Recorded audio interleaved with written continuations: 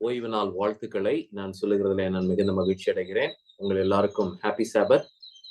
எனக்கு இந்த வாய்ப்பை கொடுத்த ஜீவனுள்ள தேவனுக்கு முதலாவதாக என்னுடைய உள்ளத்தின் ஆழத்திலிருந்து நன்றிகளை நான் ஏறெடுத்து, அடுத்ததாக இந்த அழைப்பிலே பேசத்தக்கதாக எனக்கு பாக்கியத்தை கொடுத்த இந்த அருமையான சபையின் மூப்பர்களுக்கும் கர்த்தருக்குள்ளாக நன்றிகளை தெரிவிக்கிறேன். எனக்கு அருமையான தேவனுடைய பிள்ளைகளே, கர்த்தர் மிகுந்த அற்புதத்தோடு ஆச்சரியத்தோடு இந்த வருஷத்திலே நாம் 2 மாதங்களை முடிக்கத்தக்கதாகவும் 3வது மாதத்திலே ஒரு முதல் வாரத்தையும் கடக்கிறதற்கு ஏதுவான பலனை ஆண்டவர் கொடுத்திருக்கிறார் என்றால், அப்படிப்பட்ட தேவனை நாம் துதித்து கொண்டே இருக்க வேண்டும். துதியினாலே மிகுதியாக அவருடைய கிருபைகள் நம்முடைய வாழ்க்கையிலே பெறுகிறது. அவருடைய அதிசயங்கள் ஏராளம். அவர் நித்தமும் நம்முடைய வாழ்க்கையை நடத்த கர்த்தர் வல்லவராக இருக்கிறார். இந்த நாளிலும் இதோ வாசித்த வேத வசனத்தின் அடிப்படையிலே நாம் தியானிக்கத்தக்கதாக இருக்கிறோம். ஒரு தனி மனுஷனுடைய வாழ்க்கையில ஆண்டவர் இந்த அதிசயத்தை செய்ததின் மூலமாக இந்த கடைசி காலத்திலே வாழும் நமக்கு என்ன ஒரு ஆவிக்குரிய செய்தியை ஆண்டவர் வைத்திருக்கிறார் என்பதை நாம் ஜெபத்தோடு ஆராய்ந்து படிக்கத்தக்கதாக இருக்கிறோம். கண்களை மூடி நாம் ஜெபம் செய்வோம். மகாவல்லமையும் கிருபையும் அன்பும் தயவும் உள்ள எங்கள் ஆண்டவரே, விசேஷமாக இந்த பரிசுத்தமான ஓய்வு நாளிலே உலகத்தின் பல பகுதிகளிலிருந்து எங்களை இணைத்திருக்கும் தேவனாகிய கர்த்தருக்கு முதலாவதாக எங்களுடைய உள்ளத்தின் ஆழத்திலிருந்து நன்றிகளையும் ஸ்தோத்திரங்களையும் நாங்கள் ஏறெடுக்கிறோம். ராஜா, நாங்கள் எவ்வளவு நன்றி சொன்னாலும் அது போதாது. நீர் எங்கள் மேல் வைத்திருக்கும் அன்பு, பாசம், இரக்கம், உம்முடைய திட்டங்கள் எல்லாம் மேலானவைகளாக இருக்கிறது. விசேஷமாக இந்த வேளையெல்லாம் உம்முடைய வார்த்தைகளை வாஞ்சித்து உம்முடைய வார்த்தைகளை கேட்க வேண்டும் என்று இணைந்திருக்கும் அன்பு பிள்ளைகளுக்காக ஜெபிக்கிறேன். ராஜா, இந்த எளியவனை நீங்க மறைத்து உம்முடைய பிள்ளைகளுக்கு வேண்டிய சத்திய வார்த்தைகளை நீர் கொடுக்கும்படியாய் ஜெபிக்கிறேன். இவர்களுக்கு போதிக்கிறதற்கு நான் எவ்வளவேனும் பாத்திரன் அல்ல. ராஜா, என்னை நீங்க தகுதிப்படுத்துங்க. உம்முடைய குமாருடைய இரத்தத்தினாலே கழுவி சுத்திகரித்து எங்கள் ஒருவரையும் உம்முடைய பரிசுத்த ஆவியின் பலத்தினாலே நிரப்பும்படியாக நாங்கள் ஜெபிக்கிறோம். நன்மைகளை கிறிஸ்து இயேசுவின் மூலமாய் கேட்கிறோம் எங்கள் பரலோகத்தின் நல்ல பிதாவே, ஆமென். இந்தியாவிலே நடந்த ஒரு சாட்சியுடன் நான் துவங்க வேண்டும் என்று ஆசிக்கிறேன். மீனவர்கள் இருந்தார்கள். அதில் குறிப்பாக 7ஆம் நாள் ஓய்வை இதோ மிகவும் கவனமாக அனுசரித்து வந்த கர்த்தருடைய தாசர் ஒருவர் இருந்தார். அவருடைய பெயர் கொடுக்கப்படவில்லை. ஆனால் அவருடைய சாட்சி இதோ மிக அழகாக எழுதப்பட்டிருந்ததை நான் ஒரு இதுல இருந்து வாசித்தேன். அது மிகவும் என்னுடைய மனதை கவர்ந்தது. இந்த மனிதன் எல்லாவற்றிலும் உண்மையாக இருப்பார். அதிலும் குறிப்பாக ஆண்டவரை தொழுது கொள்ள வேண்டும் என்று சொல்லும் பொழுது 7ஆம் நாள் தேவனுடைய கர்த்தருடைய பரிசுத்தமான நாள், அதில் நான் குடும்பமாக என் தேவனை தொழுது கொள்வேன் என்று சொல்லி இதோ மீன் பிடிக்கிற அந்த வேலையை குறிப்பாக அந்த நாளிலே அவர் விட்டுவிட்டு ஆண்டவருடைய ஆலயத்திற்கு குடும்பமாக போகிறது அவருடைய வழக்கமாக இருந்தது. அவருக்கு 2 சிநேகிதர்கள் இருந்தார்கள். அவங்க 2 பேருமே கிறிஸ்தவர்கள் தான். ஆனால் அவர்கள் இவனை போல வைராக்கியமாக அல்லது தேவனுக்காக எடுத்த தீர்மானத்திலே உறுதியாக இருக்க வேண்டும் என்பது இல்லை. இவர்கள் என்ன பண்ணுவாங்க அப்படின்னா, இந்த ஒரு குறிப்பிட்ட மீனவனை கேலி செய்வார்கள், அசட்டை செய்வார்கள், பரியாசம் பண்ணுவார்கள். ஏன் அப்படின்னா, பாரு, நாங்க எப்போனாலும் நாங்க கடவுளை தொழுது கொள்றோம், நாங்க மீன் பிடிக்கிறதுக்கு நாங்க ரெகுலரா வந்துடுறோம். ஆனா நீ பாரு, குறிப்பா இந்த 7ஆம் நாள் சனிக்கிழமை அப்படின்னு சொல்லிட்டு நீயும் உன் குடும்பமும் ஆலயத்திற்கு போறீங்க. என்ன பிரயோஜனம்? உன் வாழ்க்கை அப்படியே தான் இருக்கிறது. இன்னும் உன்னுடைய வாழ்க்கையின் ஏழ்மை நிலை மாறவில்லை. இதோ நீ கஷ்டப்பட்டு தான் கொண்டிருக்கிறாய் என்று சொல்லி அவனை கேலி செய்வார்கள். எங்களை போல மாறு, கடவுளை நீ நைட்டு தொழுது கொள்ளு, எப்பனாலும் தொழுது கொள்ளு, வா, செய்ய வேண்டிய வேலையை நாம் செய்வோம். 7 நாட்களும் நாம் வேலை செய்தால்தான் நாம் சம்பாதிக்க முடியும். நம்முடைய தேவைகள் எல்லாம் அப்பொழுதுதான் பூர்த்தியாகும் என்று சொல்லி இவர்கள் 2 பேரும் இந்த குறிப்பிட்ட மீனவனை பரியாசம் செய்கிறது வழக்கமாக இருந்தது.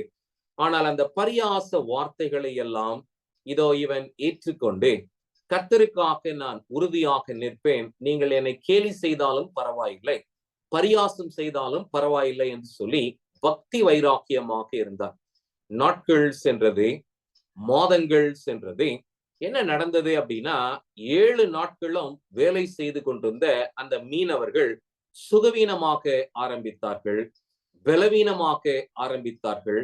முன்பு அவர்கள் வேலை செய்தது போல அவர்களால வேலை செய்ய முடியாத அளவிற்கு அவர்கள் பல இக்கட்டிலும் ஆபத்திலும் அகப்பட்டார்கள்.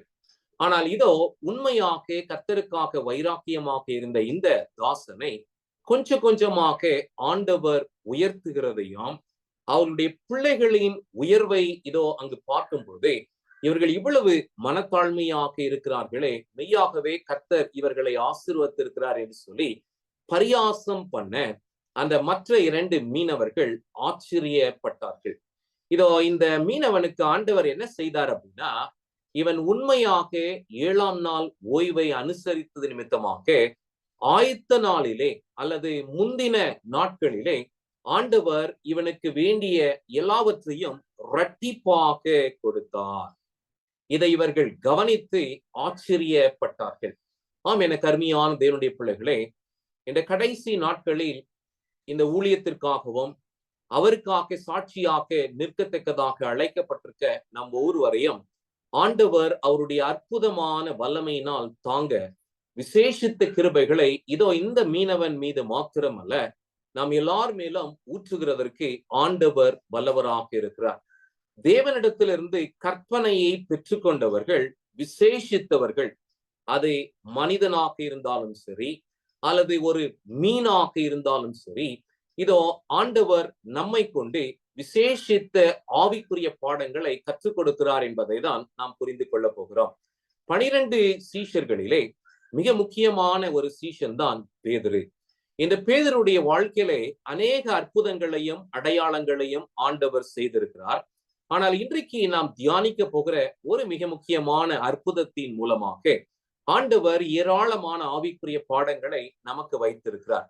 இந்த மீனை வைத்து நாம் யோனாவை விழுங்கின மீனோடு ஒப்பிட்டு இவ்விரண்டு மீன்களின் மூலமாக ஆண்டவர் நமக்கு என்ன ஆவிக்குரிய பாடத்தை வைத்திருக்கிறார் என்பதை நாம் கற்றுக்கொள்ள போகிறோம். நம்மிடத்துல வேதாகமம் இருக்குமே என்றால் மத்தேயின் சுவிசேஷ புத்தகம் 17ஆம் அதிகாரம், அதில் குறிப்பாக 24 27 வசனங்கள் வரைக்கும் நாம் தியானிக்கத்தக்கதாக இருக்கிறோம். என்னுடைய பின்னணியை நான் சொல்ல ஆசிக்கிறேன். பேதுரு என்ன பண்றாருன்னா, மீண்டுமாக அவர் தன்னுடைய இடத்திற்கு வருகிறார். அதை வாக்கியம் இங்கு சொல்லும் போது, அவர்கள் கப்பர்நகுமிலிருந்து வந்தபோது இதோ வரிபணம் வாங்குகிறவர்கள் பேதுருவிடத்திலே வந்து, உங்கள் போதகர் வரிபணம் செலுத்துகிறதில்லையா என்று கேட்டார்கள். செலுத்துகிறார் என்றார். இந்த ஒரு வாக்கியத்தை நாம் கொஞ்சம் கவனமாக கவனிக்க வேண்டும். இயேசு கிறிஸ்து ஏறக்குறைய இதோ 30 வயதிற்கு மேல இருந்தார். 3.5 வருஷம் அவருடைய சீஷர்களோடு அவர் ஊழியம் செய்தார் என்று பார்க்கிறோம். அதை குறிப்பாக இந்த ஒரு அனுபவம் எப்போ அப்படின்னா, இயேசு தம்முடைய ஊழியத்தை முடித்து விட்டு இன்னும் 1 மாதத்திலே அவர் மனுகுலத்திற்காக மரிக்கத்தக்கதாக ஆயத்தமாக இருந்த ஒரு வேளையில தான் இந்த வரிபணம் வசூலிக்கிறவர்கள் யார்கிட்ட வராங்க அப்படின்னா, பேதுரு கிட்ட வராங்க. ஏன் அப்படின்னா, அவர்கள் ஒரு 3.5 வருஷமாக இயேசுவை ஏதாவது ஒரு விஷயத்திலே பிடிக்க வேண்டும், அவரிடத்திலே குறை கண்டுபிடிக்க வேண்டும், அவரிடத்தில் இருக்கும் குறையை சுட்டி காண்பிக்க வேண்டும் என்று சொல்லி வைராக்கியமாக தெரிந்து கொண்டிருந்தார்கள். இப்ப இவங்க பேதுரு கிட்ட கேட்கிறாங்க. பேதுருவுக்கு நல்லா தெரியும், 3.5 வருஷம் இயேசுவோடு அவர் இருந்திருக்கிறாரு. இதுவரைக்கும் இயேசு வரிபணம் செலுத்தவில்லை. ஆனா பேதுரு முந்திரி கொட்டை மாதிரி எப்பவுமே அவர் பதில் சொல்றது ரொம்ப வேகமா தான் சொல்லுவார். அவரு சொல்றாரு, எங்களுடைய ஆண்டவர் செலுத்துகிறாரே, அதை பற்றியெல்லாம் ஒன்றும் கவலை இல்லை என்று சொல்லி அவர்களுக்கு பதில் சொல்லி அவர் அனுப்பி விடுகிறார். ஆனால் இந்த நடந்த அனுபவத்தை ஜீவனுள்ள தேவனாகிய இரட்சகராகிய இயேசு கிறிஸ்து மானிட அவதாரத்திலே இருந்தாலும் இதை அவர் முன் அறிந்தவராக இருந்தார். பேதுரு தன்னுடைய வீட்டிற்குள்ளாக நுழைந்த போது இது அவர் பேசுகிறதற்கு இடம் கொடாமல் ஆண்டவர் இதை குறித்து அவரிடத்திலே விசாரிக்கிறதை நாம் பார்க்கிறோம். சரி, அடுத்த வாக்கியத்திற்குள்ளாக நாம் போகிறதற்கு முன்பாக 3 காரியங்களை நாம் புரிந்து கொள்ள வேண்டும். நான் ஏன் இந்த பிரசங்கத்தை இன்றைக்கு நான் தெரிந்து கொண்டேன் என்றால், இந்த நடந்த அனுபவம் இல்லைங்களா, பேதுருடைய வாழ்க்கையில அவர் போய் ஒரு தூண்டிலை போட்டு ஒரு மீனை பிடித்து அந்த மீனின் வாயை திறந்த போது 1 வெள்ளி பணம் இருந்தது. இந்த அற்புதம் நடந்தது யூதர்களுடைய கேலண்டர் படி எந்த மாதம் அப்படின்னா அதார் என்று சொல்வார்கள். அந்த மாதத்திலே குறிப்பாக இந்த மாதம் நம்முடைய இங்கிலீஷ் கேலண்டர்ல எப்போ விழுது அப்படின்னா பிப்ரவரி மாசம் கடைசி வாரம் அல்லது மார்ச் மாதம் முதல் வாரம். இப்ப நம்ம மார்ச் முதல் வாரத்தை நாம் முடித்திருக்கிறோம். யூதர்கள், அதாவது யூதர்களுடைய ஆண்கள் 20 வயதிற்கு மேற்பட்டவர்கள் இந்த குறிப்பிட்ட வரிபணத்தை அவர்கள் தங்களுக்காக தேவனுடைய ஆலயத்திலே கட்டாயமாக செலுத்த வேண்டும். இது ரொம்ப ஒன்றும் ஒரு பெரிய இது கிடையாது. ஒரு சாதாரண மனிதன் கூட அவன் சம்பாதிக்கும் சம்பாத்தியத்தை சேர்த்து வைப்பானே என்றால் இந்த வரிபணத்தை அவனால் செலுத்த முடியும். இதை ஆண்டவர் நியமித்திருந்தார். எதற்காக இந்த நியமனம் கொடுக்கப்பட்டு இருந்தது என்றால், யூதர்களை ஆண்டவர் எகிப்திலிருந்து விடுதலையாக்கினார். அவர்கள் அடிமைதனத்திலிருந்து விடுதலையாக்கப்பட்டவர்கள் என்பதை நினைவு கூறத்தக்கதாக இந்த ஒரு குறிப்பிட்ட காணிக்கையை அவர்கள் வருஷம் செலுத்த வேண்டிய நிபந்தனை அவர்கள் மேல் இருந்தது. இந்த மாதத்துக்கு அப்புறம் பஸ்கா பண்டிகை. பஸ்கா என்றால் நம்ம எல்லாருக்கும் நன்றாக தெரியும், கிறிஸ்துவாகிய அந்த ஆடு நமக்காக அடிக்கப்படுவார் என்பதை அடையாளப்படுத்தக்கூடிய வகையிலே அவர்கள் இதோ பழுதற்ற ஒரு ஆட்டை பலியாக செலுத்த வேண்டும். இந்த நியமனங்களை எல்லாம் கொடுத்த ஆண்டவர் அவர்கள் மத்தியிலே இருந்தார். இவங்களுக்கு அதனுடைய முழு அர்த்தம் புரியாவிட்டாலும் இது அவைகளை ஒரு சடங்காக அவர்கள் செய்து வந்தார்கள். ஆனால் இவைகளுடைய மேன்மையை பேதுருவுக்கும் மற்ற அப்போஸ்தலர்களுக்கும் ஆண்டவர் கற்றுக் கொடுக்கிறார். அதில் குறிப்பாக சீக்கிரமாக பஸ்காவாகிய கிறிஸ்து அடிக்கப்பட போகிறபடினால் இதோ இவைகள் அனைத்தும் நிழலாட்டமானவைகள். அவைகளை நிச்சயமாக கர்த்தர் நீக்கி போடுவார். ஆனாலும் கேட்ட கேள்வியை கொண்டு வந்தவர்கள் இதோ மனிதர்கள். அவர்கள் இடரல் அடையக்கூடாது என்று சொல்லி பேதுருவை ஆண்டவர் அழைக்கிறார். அழைத்து அவனிடத்திலே ஒரு கேள்வியை வினவுகிறார். அதைதான் 26வது வசனத்திலே நாம் வாசிக்கிறோம். அதற்கு பேதுரு அந்நியரிடத்திலே வாங்குகிறார்கள் அப்படின்னா இயேசு கேட்கிறாரு, வரி பணம் எல்லாம் வாங்குறாங்களே நம்முடைய தேசத்திலே, ராஜாக்கள் அவருடைய பிள்ளைகளிடத்திலே வாங்குகிறார்களா? அதற்கு ஸ்ட்ரைட்டான பதில் என்னன்னா, ராஜாக்கள் எப்பவுமே அவங்களுடைய பிள்ளைகள் கிட்ட வரி பணம் செலுத்த கேட்கவே மாட்டாங்க. ஏன் அப்படின்னா அவர்கள் ராஜபுத்திரர்கள், ராஜகுமாரர்கள். அவர்கள் செலுத்த வேண்டிய அவசியம் இல்லை. ஆனால் சாதாரண ஒரு குடிமகன் அதை செலுத்த வேண்டும். இப்ப பேதுரு இங்க பதில் கொடுக்கிறார்.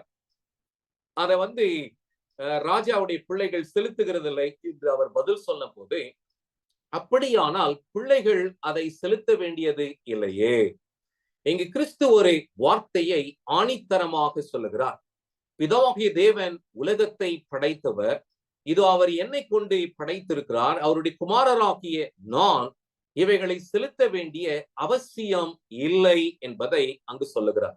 அப்படின்னா இந்த விஷயத்துல கூட மனுபுத்திரர்கள் என்னை குற்றப்படுத்த முடியாது, நான் குற்றமற்றவராக இருக்கிறேன் என்பதை பேதுருவுக்கு முதலாவதாக ஆண்டவர் காண்பித்து, இதோ நம் மூலமாக மற்றவர்கள் இடரல் அடையக்கூடாது என்று சொல்லி இந்த 27வது வாக்கியத்திலே ஒரு கட்டளையை கொடுக்கிறார்.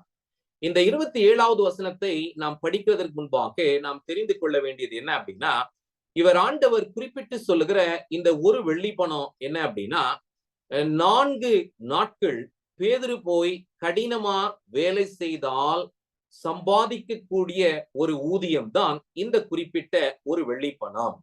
இப்ப பேதுரு ஆண்டவரை பின்பற்றி வந்ததினால் மீண்டுமாக அவன் போய் தன்னுடைய பழைய தொழிலை செய்ய வேண்டிய அவசியம் இல்லை. ஆண்டவர் இவர்களை அனுப்பினார். அவருடைய நாமத்தின் நிமித்தமாக இவர்களை அனுப்பின போது ஆண்டவர் அவருடைய மீண்டுமாக அழைத்து கேட்டபோது, உங்களுக்கு ஏதாக்கிலும் குறை இருந்ததா என்று கேட்டபோது ஒரு குறையும் இல்லை. இதோ நீர் எல்லாவற்றையும் எங்களுக்கு நிறைவாக்கி கொடுத்திருக்கிறீர். நீர் சமாதானத்தின் தேவன், எங்களை விசாரிக்கிறவர் என்பதை ஒவ்வொரு சீஷரும் அறிந்து இருந்தார்கள். ஆனாலும் ஆண்டவர் இதை பேதுருவிடத்திலே சொல்றாரு, இதை நீ செய்ய வேண்டும் என்று சொல்லுகிறார். அந்த வாக்கியத்தை நாம் வாசிப்போம். ஏற்கனவே நம்முடைய தாமஸ் சார் அவர்கள் தாமஸ் சார் அதை வாசித்தார்கள். இருந்தாலும் நான் வாசிக்க ஆசிக்கிறேன். 27வது வாக்கியம் இவ்விதமாக சொல்லுகிறது, ஆகிலும் நாம் அவர்களுக்கு இடராயிராதபடிக்கு நீ கடலுக்கு போய், நதிக்கு போக சொல்லல, அல்லது ஒரு குளத்திற்கு போக சொல்லல, ஆண்டவர் கடலுக்கு போக சொல்லுகிறார். கடல் என்றாலே திரளான மீன்கள் இருக்கும். அங்க இருக்கும் மச்சங்கள் அதிகம். ஆனா இங்க ஆண்டவர் என்ன சொல்றாரு பாருங்க, நீ வலையை எடுத்துட்டு போக கூடாது, தூண்டிலை எடுத்துக்கொண்டு போக வேண்டும். ஒருவேளை பேதுரு சின்ன வயசுல இருக்கும்போது தூண்டில் போட்டிருப்பாரு, சின்ன வயசுல மீன் பிடிச்சு என்ஜாய் பண்ணியிருப்பார். ஆனால் அவர் நல்ல ஒரு வாலிப பருவத்திலே இருந்தபோது வலையை வீசின மனிதன், வலையின் மூலமாக ஏராளமான மீன்களை பிடித்த மனிதனை ஆண்டவர் அவனுடைய விசுவாசத்தை சோதிக்கவும், அவனுடைய கீழ்ப்படிதலை மற்றவர்களுக்கு வெளிப்படுத்தவும், கீழ்ப்படியும் பொழுது உண்டாகும் அதிசயத்தை அந்த மனிதன் அறிந்து கொள்ளவும் ஆண்டவர் ஒரு தூண்டிலோடு அவனை அனுப்புகிறார். அவன் போய் பிடிக்க வேண்டியது ஒரே ஒரு மீன் தான், முதலில் அகப்படும் மீன். அதை இங்க ஆண்டவர் குறிப்பிட்டு சொல்லுகிறார், முதலாவது அகப்படுகிற மீனை பிடித்து அதன் வாயை திறந்து பார். அப்படின்னா நம்ம டைம் வேஸ்ட் பண்றத, பேதுரு டைம் வேஸ்ட் பண்றத ஆண்டவர் விரும்பவே இல்லை. நமக்கு கொடுக்கப்பட்டதை சரியாக செய்ய ஆண்டவர் ஞானத்தையும் விவேகத்தையும் கொடுக்கிறார்.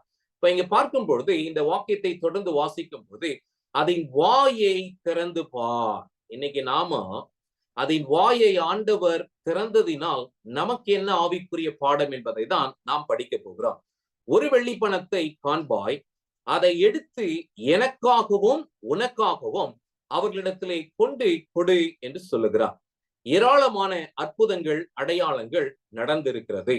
ஆனா குறிப்பாக இந்த ஒரு அற்புதத்தை ஆண்டவர் நிகழ்த்தத்தக்கதாக பேதுருவை அனுப்பின போது நீங்க பாத்தீங்கன்னா இந்த அதிகாரம் இந்த வசனத்தோட முடிஞ்சிருச்சு. ஒரு கேள்வியை நான் கேட்கிறேனே, இந்த அற்புதம் நடந்துச்சா நடக்கலையா? எப்பவுமே நம்ம என்ன பண்ணுவோம்னா, ஒரு விஷயத்தை 4 சுவிசேஷ புத்தகங்கள் இருக்கிறது இல்லையா? சுவிசேஷ புத்தகத்துல 4 இருக்கு. அதுல ஒருவேளை மத்தேயு விட்டுட்டாரு அப்படின்னா அதை யோவான் சொல்லியிருப்பார், அல்லது யோவான் விட்டு இருந்தா அதை லூக்கா அல்லது மார்க்கு சொல்லி இருப்பார்கள். ஆனா இங்கு பேதுரு போனான், தன்னுடைய தூண்டிலை போட்டான், அந்த மீனை பிடித்தான், அந்த மீனின் வாயை திறந்தான், ஒரு வெள்ளி பணத்தை எடுத்தான், அதை கொண்டு போய் அவன் காணிக்கையாக செலுத்தினான் என்று சொல்லி கீழே வாக்கியத்தை நாம் பார்க்க முடியாது. ஏன் இதை மத்தேயு அவிதமாக விட்டிருக்கிறார் என்றால், தேவனுடைய பிள்ளைகளாகிய நீங்களும் நானும் இதோ இந்த அற்புதம் நிகழ்ந்தது, இதை கர்த்தர் செய்திருக்கிறார் என்பதை விசுவாசிக்க வேண்டும். ஏன் அப்படின்னா இந்த உலகத்திலே அவர் செய்த அற்புதங்களை எழுத வேண்டும் என்றால் புத்தகம் கொள்ளாது என்று யோவான் பக்தன் சொல்லுகிறதை நாம் வாசித்து அறிந்திருக்கிறோம். உங்களையும் என்னையும் அழைத்த ஆண்டவர் சாதாரணமானவரா? இதோ அவர் அனந்த ஞானம் நிறைந்தவர். ஒரு விஷயம் நடக்கிறதற்கு முன்னதாகவே அது எப்படி நடக்கும், அது எப்படி முடியும் என்பதை அவர் அறிந்தவராக இருக்கிறார். இஸ்ரவேல் ஜனங்களுக்கு ஏராளமான வாக்குத்தத்தங்களை கொடுத்த ஆண்டவர் சாலமோன் ஞானியின் மூலமாக 1 ராஜாக்கள் 8:56 சொல்லும் போது அவர் பண்ணின வாக்குத்தத்தின் படியெல்லாம் தம்முடைய ஜனமாக்கி இஸ்ரவேலுக்கு அவர் இளைப்பாறுதலை கொடுத்தது மாத்திரம் இல்லாமல் இதோ இந்த தேவனுக்கு அவர் ஸ்தோத்திரத்தை செலுத்தி அவர் இங்க சொல்றாரு பாருங்கள், அவர் தம்முடைய தாசனாகிய மோசேயை கொண்டு சொன்ன அவருடைய நல் வார்த்தைகளில் எல்லாம் ஒரு வார்த்தையாகிலும் தவறி போகவில்லை. நம்முடைய ஆண்டவர் வேதாகமத்திலே ஏராளமான வார்த்தைகளை நமக்கு எழுதி கொடுத்திருக்கிறார். அதிலே தீர்க்க தரிசனங்கள் உள்ளடங்கும், வாக்குத்தத்தங்கள் உள்ளடங்கும். உங்கள் வாழ்க்கையில் செய்வேன், என்னுடைய கற்பனைக்கு கீழ்ப்படுகிற பிள்ளைகளுக்கு நான் இதை செய்வேன் என்று சொல்லி ஆண்டவர் சொல்லி இருக்கிற வாக்குத்தத்தங்கள் ஏராளமாக இருக்கிறது. அவைகள் அனைத்தையும் கிறிஸ்து இயேசுவுக்குள்ளாக பிதாவாகிய தேவன் நிறைவேற்றுகிறதற்கு வல்லவராக இருக்கிறார்.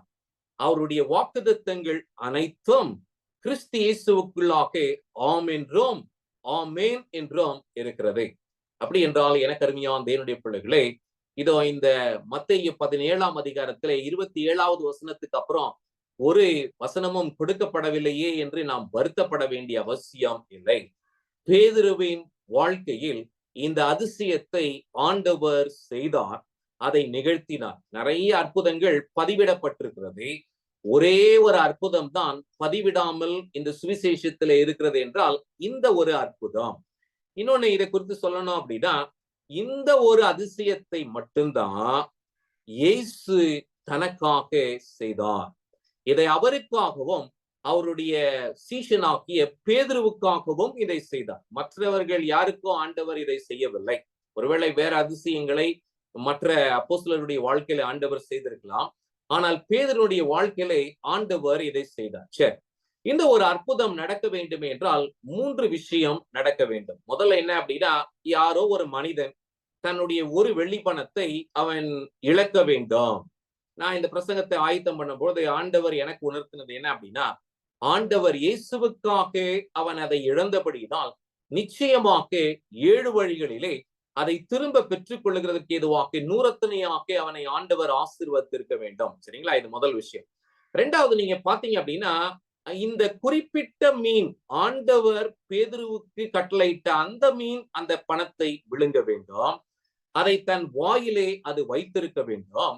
பேதுரு அந்த தூண்டிலை போட்டு பிடிக்கும் வரை அது தன் வாயிலே வைத்திருக்க வேண்டும். அப்படி என்றால் ஆண்டவர் இங்க பேதுருவுக்கு என்ன கற்றுக் கொடுக்கிறார்னா, சிறு பிராணி அல்லது சிறு ஜீவனாக இருந்தாலும் தேவனுக்கு அது கீழ்ப்படுகிறது, கர்த்தருடைய கட்டளைக்கு அது இணங்கி தன்னை ஒப்பு கொடுக்கிறது என்பதை ஆண்டவர் இங்கு காண்பிக்கிறார். அடுத்து நீங்க பாத்தீங்கன்னா, போகணும், குறிப்பிட்ட நேரத்திலே போய் அந்த மீனை பிடிக்கத்தக்கதாக அவன் தூண்டிலை போட வேண்டும்.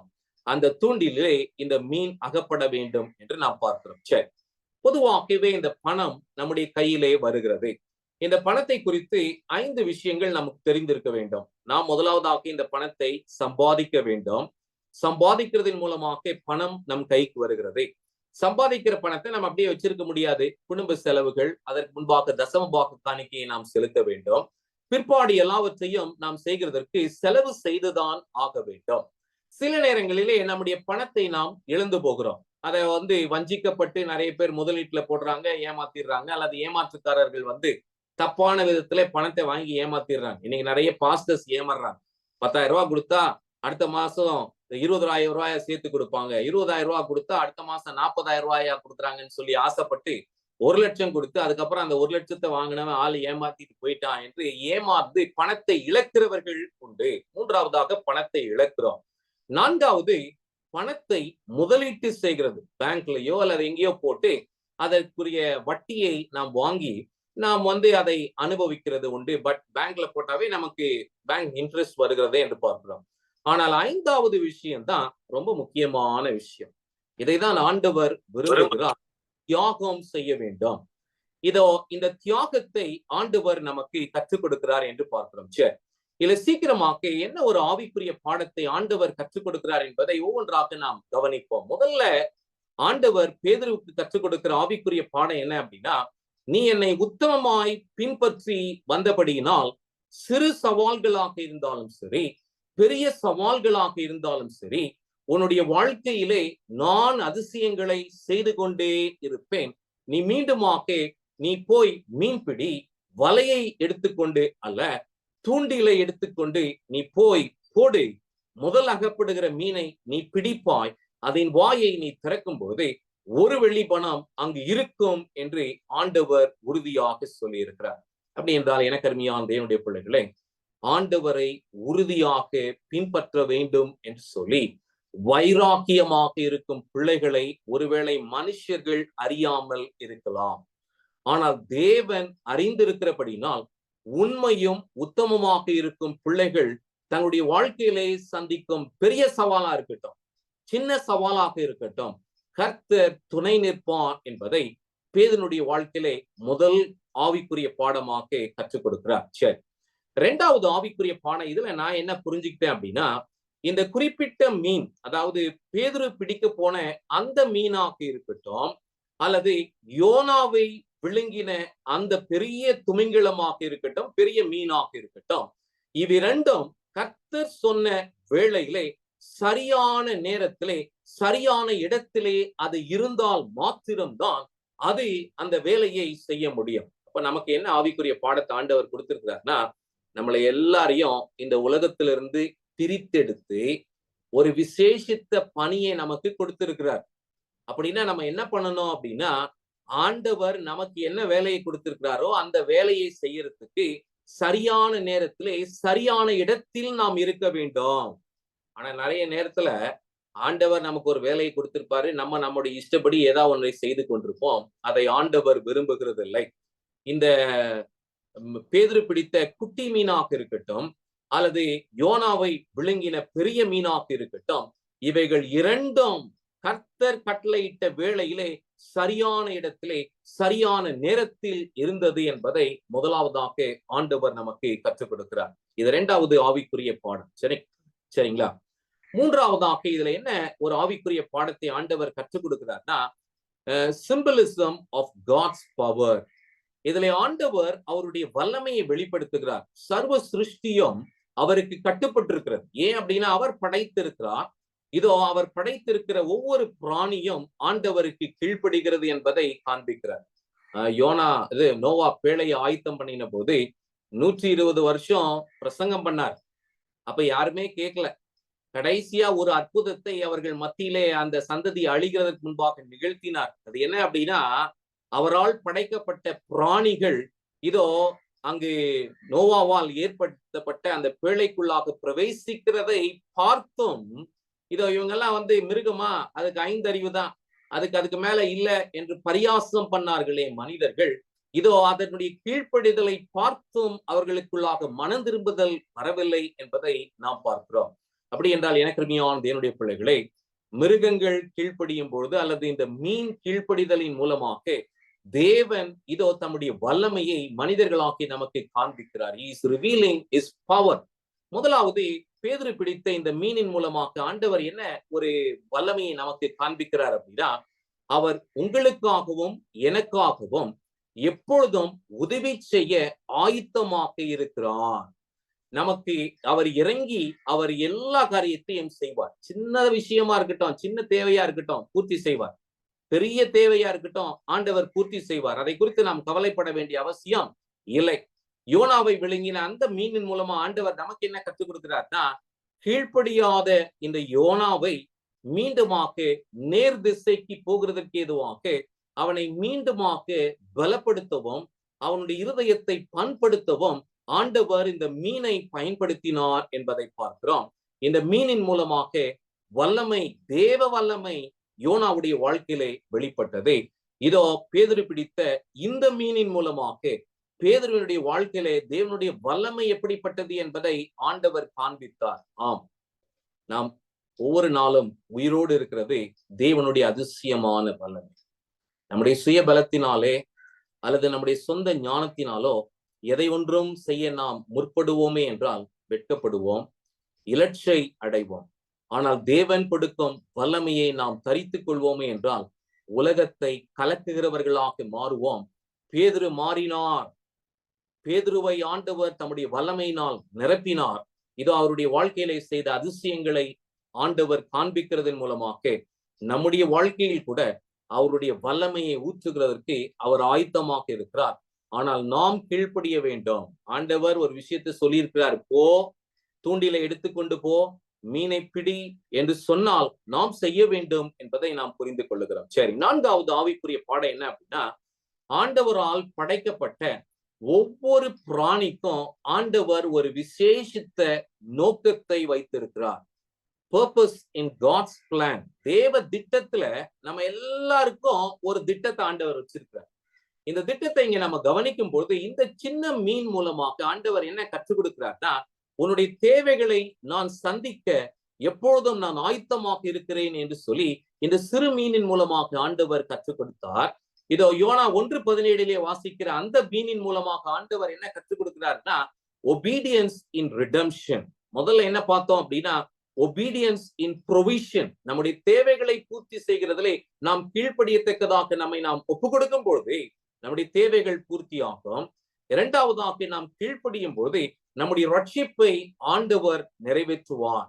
ஒருவேளை இந்த யோனாவை போல நாம் வழிதப்பி போயிருந்தாலும் நம்மை மீண்டுமாக நேர்வழிக்கு கொண்டு வந்து நமக்கு கொடுக்கப்பட்ட உன்னதமான முத்துதை அறிவிக்கும் பணியை ஆண்டவர் செய்யும்படியாக நம்முடைய வாழ்க்கையை மீண்டுமாக நேர்படுத்துவார் என்பதை நாம் பார்க்கிறோம். சரிங்களா? ஐந்தாவது ஆவிக்குரிய பாடம் என்ன அப்படின்னா, carrying out a unique task.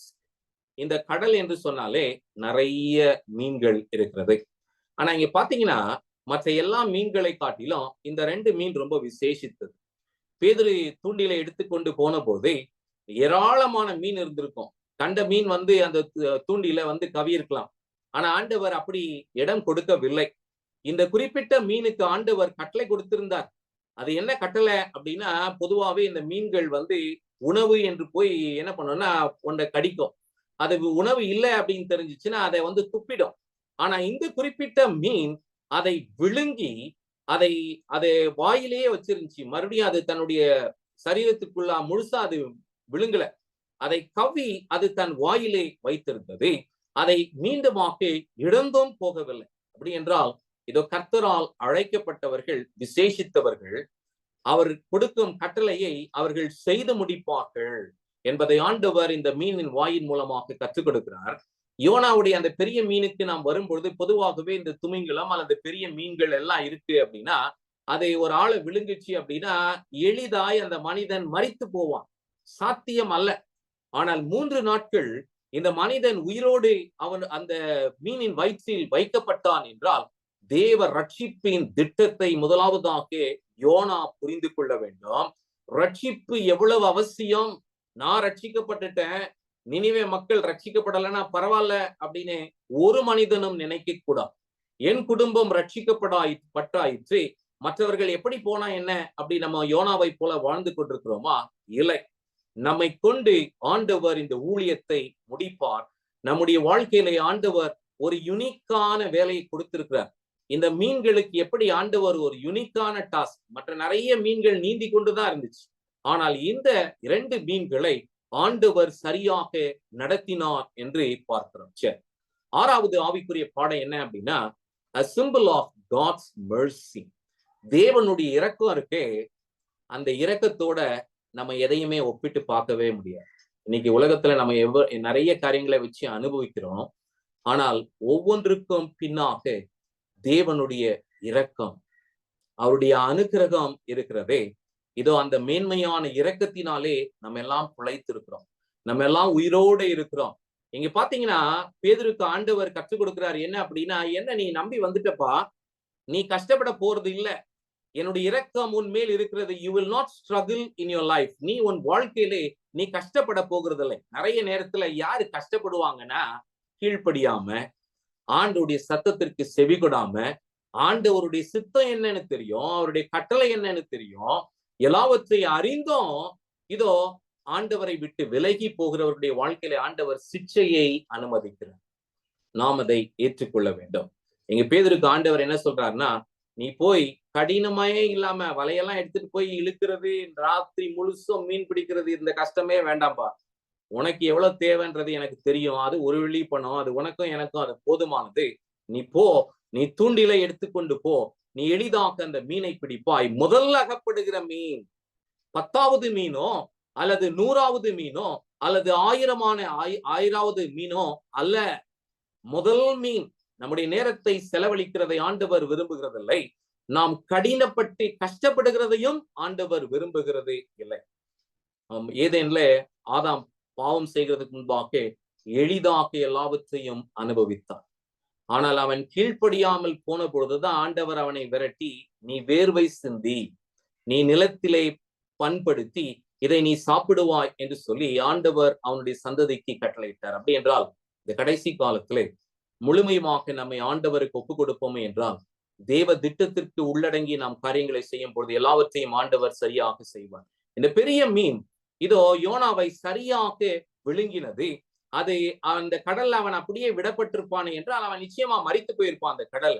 ஆண்டவர் இந்த மீனை கட்டளையிட்டு இதோ 2வது ஒரு வாய்ப்பை யோனாவுக்கு கொடுத்தார். நம்முடைய வாழ்க்கையில கூட அப்படிதான் 2வது ஒரு வாய்ப்பை ஆண்டவர் கொடுக்கிறார். பாத்தீங்களா, அதுதான் இரக்கம். அந்த இரக்கத்தை நாம் வீணாக்கிட்டு மறுபடியும் நம்ம செய்ததையே நாம் செய்து கொண்டு இருக்கக்கூடாது. கர்த்தருடைய திட்டத்திற்கு உட்பட்டவர்களாக நாம் காரியங்களை செய்ய வேண்டும் என்று நாம் பார்க்கிறோம். அடுத்து இங்க இந்த மீனை குறித்து நாம் பார்க்கும்போது, இது சரியான இடத்தில் வந்தது. ஏன் அப்படின்னா, கர்த்தர் கட்டளையிடாத மீன் வந்திருந்தா யோனாவை அப்படியே கடிச்சு சாப்பிட்டிருப்போம்.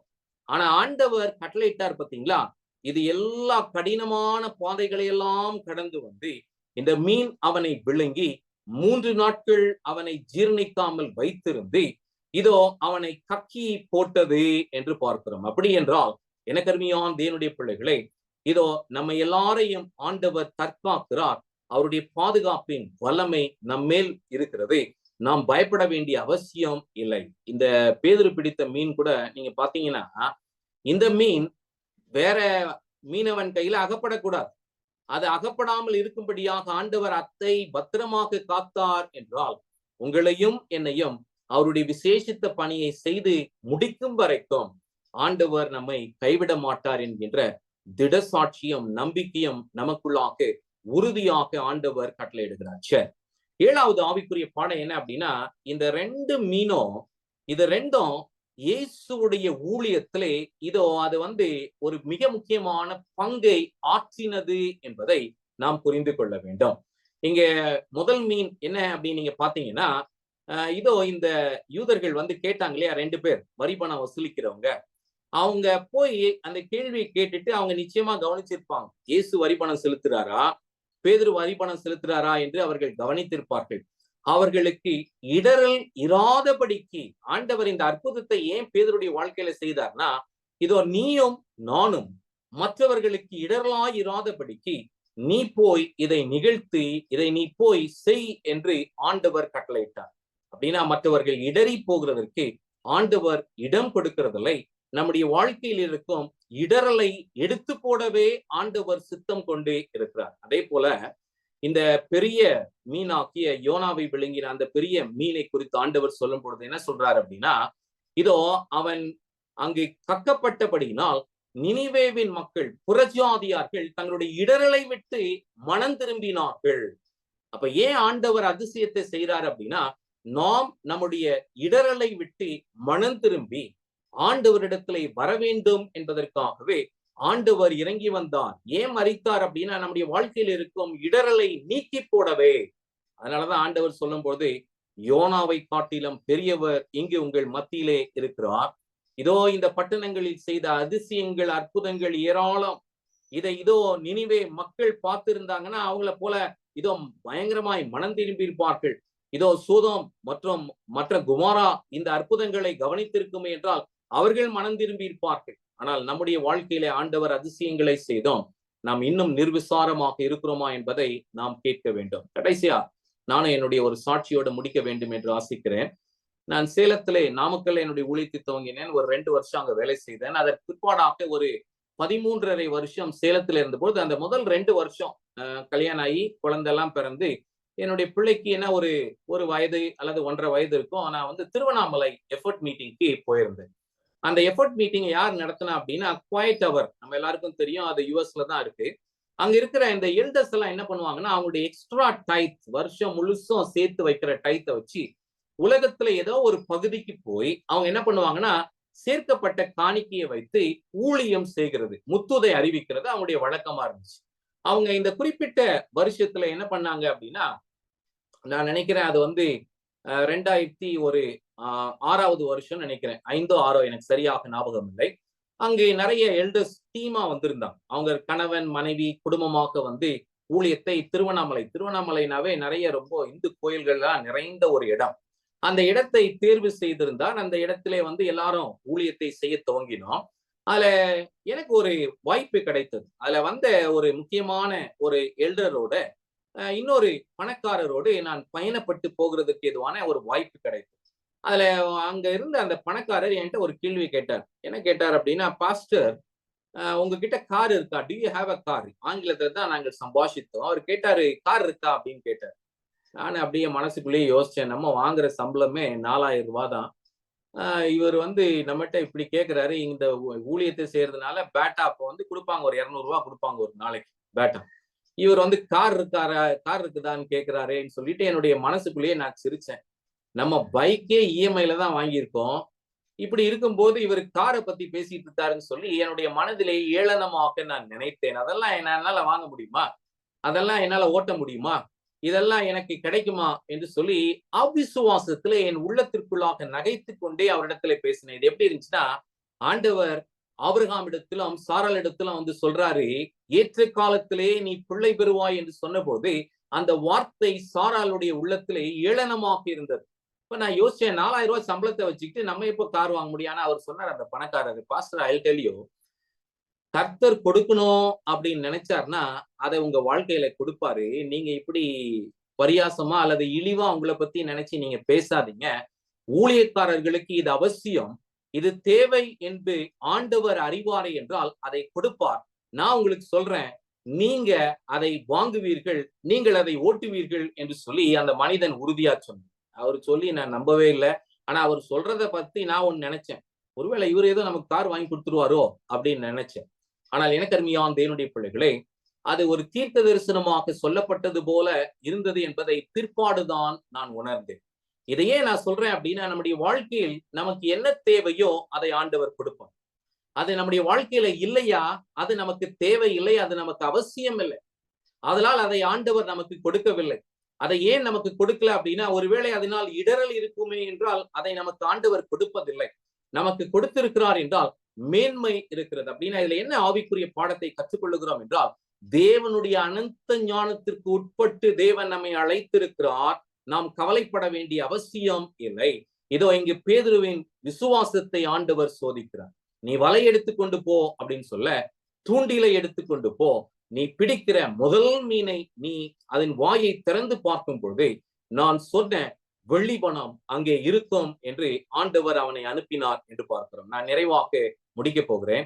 கடைசியா 2 வசனம், அதிலே 1 பேதுரு 5:7 சொல்லும் போது, அவர் உங்களை விசாரிக்கிறபடியினால் உங்கள் கவலைகளை எல்லாம் அவர் மேல் வைத்து விடுங்கள்.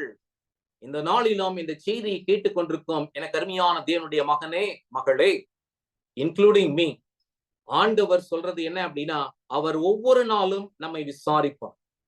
நம்முடைய அப்பா அம்மா நம்மை விசாரிக்கலனாலும், அல்லது நம்முடைய மனைவியின் வீட்டார் நம்மை விசாரிக்கவில்லை என்றாலும், நம்மை அழைத்த ஆண்டவர் நம்மை விசாரிப்பார். ஒருவேளை உங்களுடைய கணவன் உங்களை விசாரிக்காவிட்டாலும், உங்களுடைய பிள்ளைகள் உங்களை விசாரிக்காவிட்டாலும், அல்லது என்னுடைய மனைவி என்னை விசாரிக்காவிட்டாலும், இதோ நம்மை விசாரிக்கிற கர்த்தர் ஒருவர் இருக்கிறார். அதை இங்கு பேதுரு சொல்லும் பொழுது, உங்கள் கவலைகளை எல்லாம் அவர் மேல் வைத்து விடுங்கள். பேதுருக்கு ஒருவேளை கவலையா இருந்திருக்கும், மீன் பிடிக்கிற தொழிலை விட்டுட்டேன், இங்க வந்து வரி பணம் செலுத்தலையான்னு கேட்கிறாங்க, ரொம்ப கேவலமா இருக்கு, நான் மீன் பிடிக்கிற தொழில இருந்திருப்பேனே என்றால் நான் இதெல்லாம் வரி பணத்தெல்லாம் ஈஸியா செலுத்தியிருப்பேனே, எங்க போவேன் என்று அவர் நினைத்திருக்கலாம். ஆண்டவர் அதிசயத்தின் மூலமாய் அவனுடைய வாழ்க்கையில் தேவைகளை சந்தித்தார். பேதுருடைய வாழ்க்கையில ஏராளமான அற்புதங்கள் பதிவிடப்பட்டிருக்கிறது. இதோ அவருடைய மாமியார் சுகவீனமாக இருந்த பொழுது கர்த்தர் அந்த வீட்டிலே பிரவேசித்து அவருடைய மாமியாரை தொட்டு ஜெபித்த பொழுது சுகம் உண்டானது. ஆம், என கருமையான தேவனுடைய பிள்ளைகளே, இதோ ஊழியம் செய்கிற ஊழியக்காரனுடைய மாமியாரையும் ஆண்டவர் கவனிக்கிறார், அவர்களையும் விசாரிக்கிறார். இதோ இந்த பேதுருவின் மூலமாக பேதுருவின் மாமியாருக்கு சுகம் கிடைத்தது. பேதுரு ஒரு நாள் மீன் பிடிச்சு அவர் தேடி ஒரு மீனும் அகப்படல, காலியா கீழே இறங்குறார்.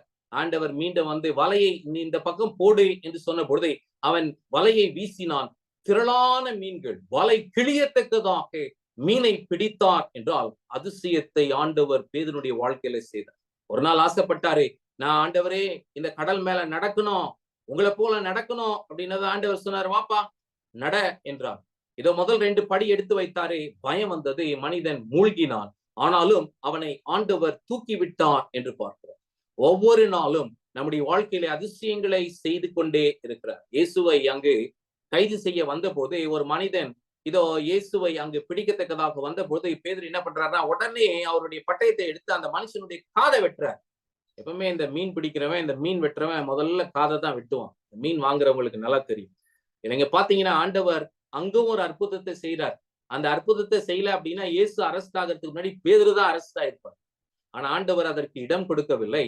அவன் பத்திரமாக விடுவிக்கப்பட்டு என்னுடைய ஊழியத்தை செய்ய வேண்டும் என்று சொல்லி ஆண்டவர் அந்த அற்புதத்தை அங்க நிகழ்த்தினதை மத்தேயு 26ஆம் அதிகாரத்திலே நாம் பார்க்கிறோம். அடுத்து இதோ பேதுரு பரிசுத்த ஆவியானவருடைய வல்லமையை ருசித்து சிறைச்சாலையில் இருந்த போது பேதுருவுக்காக ஜெபித்தார்கள். சிறைச்சாலையின் கதவுகள் திறக்கப்பட்டது. அதனாலதான் இந்த அற்புதங்களை எல்லாம் உணர்ந்த பேதுரு தன்னுடைய வாழ்க்கையிலே சொல்றாரு, அவர் உங்களை விசாரிக்கிறபடினால் உங்கள் கவலைகளை எல்லாம் அவர் மேல் வைத்து விடுங்கள். 1 பேதுரு 5:7. ஆனா ரொம்ப முக்கியமான வசனம் இதுதான் கடைசி வசனம். இதோட தியானத்தை நிறைவு செய்கிறோம்.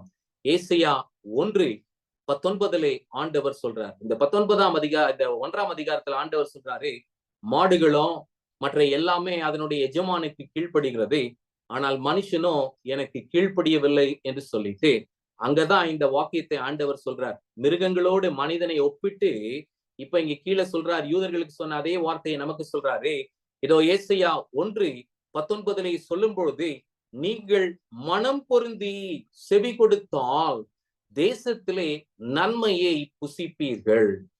அது எந்த தேசமா இருக்கட்டும், மலேசியாவா இருக்கட்டும், அல்லது தாய்லாண்டாவா இருக்கட்டும், அமெரிக்காவா இருக்கட்டும், இந்தியாவா இருக்கட்டும், மனம் பொருந்தி செவி கொடுத்தால் தேசத்தில் நன்மையை புசிப்போம். இந்த தேசத்தில் மட்டும் கிடையாது.